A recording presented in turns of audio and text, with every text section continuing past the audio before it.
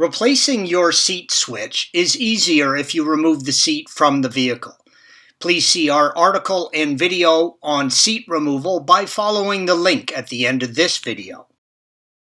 Working at the rear of the seat switch trim panel, remove the Phillips head screw as indicated by the green arrow. If your seat does not have this screw, don't worry, some of them were optioned without it.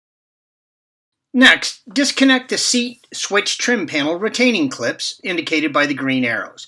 Just pull up on the tab to release the clip. Be careful not to break them while disconnecting.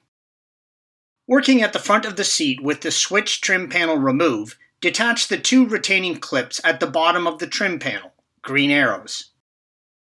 Pull the seat switch trim panel away from the front of the seat. Now comes the tricky part. There is one more retaining clip you have to disconnect. It's located at the top front of the panel. I like to use a flathead screwdriver to release it. The tab is indicated by the green arrow. This photo shows the trim panel already removed. The following photo will illustrate how to release the clip. Slide a flathead screwdriver down between the trim panel and the seat, green arrow. Pull the cushion away from the trim panel and you will be able to see the clip noted in the previous photo. Press down with the screwdriver to release it. Once released, you may have to re-release the clips from the third slide, depending if they have re-engaged or not. Remove the seat switch trim panel from the seat and place it on a soft surface with the backside facing up. You can now remove the seat switches from the trim panel. Use a small flathead screwdriver to release the retaining tabs, as indicated by the green arrows. Then pull the switch out.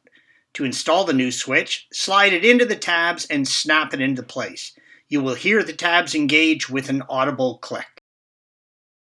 To replace the lumbar control switch, release the tab, green arrow, then remove the switch from the trim panel. To install, snap it into place. Reverse the directions to reassemble the switches and the trim panel, install the seat back into the car, and check your seat function. Thanks for watching. Click here to view the original article along with hundreds of other DIY content for your car.